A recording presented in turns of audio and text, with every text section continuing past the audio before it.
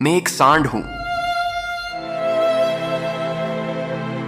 यह बोलने में मुझे बहुत शर्म आ रही है, क्योंकि लोग कहते हैं कि मैं सड़कों पर कब्जा कर रहा हूं, किसान की फसल बर्बाद कर रहा हूं, और मैं तुम मनुष्यों से पूछता हूं कि इतने कम समय में मैं इतना नालायक कैसे बन गया।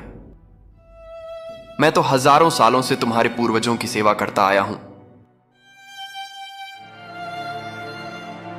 तो आज मैं तुम्हारा दुश्मन कैसे बन गया? कुछ साल पहले तक लोग मुझे पालते थे और चारा देते थे, लेकिन फिर इंसान ने आज तरक्की कर ली। वह ट्रैक्टर ले आया और मोटर पंप से पानी निकालने लगा। इसके बाद उसने मुझे खुला छोड़ दिया। अब मैं कहां जाऊं, क्या खाऊं? इंसान ने सारे चारागाहों पर कब्जा कर लिया। अब मेरे पास पेट भरने का कोई साधन नहीं है। मुझे अपने ही छोड़ के चले गए। दोस्त, इंसान ने अपना पेट भरने के लिए मुझे और मेरी मां को बेचना शुरू कर दिया। कुछ लोगों ने तो अपना पेट भरने के लिए मुझे काटना भी शुरू कर दिया। मैं फिर भी चुप रहा। मैंने सोचा, चलो मैं किसी को काम तो आया।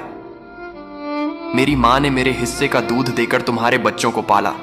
एक बार फिर से सुनो, मेरी मां ने मेरे हिस्से का दूध देकर तुम्हारे बच्चों को पाला और तुम्हारे बच्चों को बड़ा किया।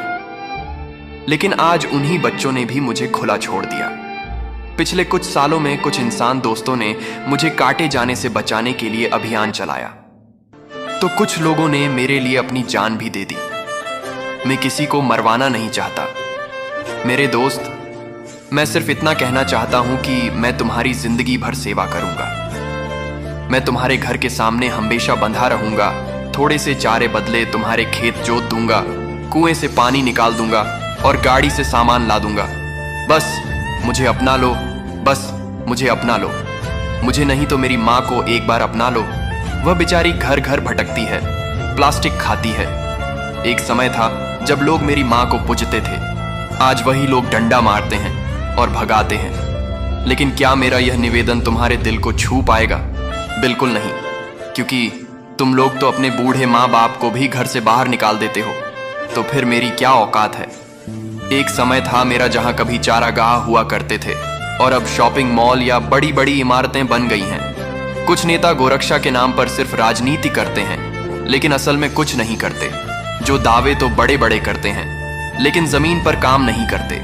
यह सिर्फ बैल की कहानी नहीं है, बल्कि हमारी मानवता और संस्कृति का आईना है। यदि यह वीडियो आपके दिल को छू गया है, तो इसे हर उस इंसान तक पहुंचाएं जो जानवरों के प्रति अपनी जिम्मेदारी को भूल चुका है।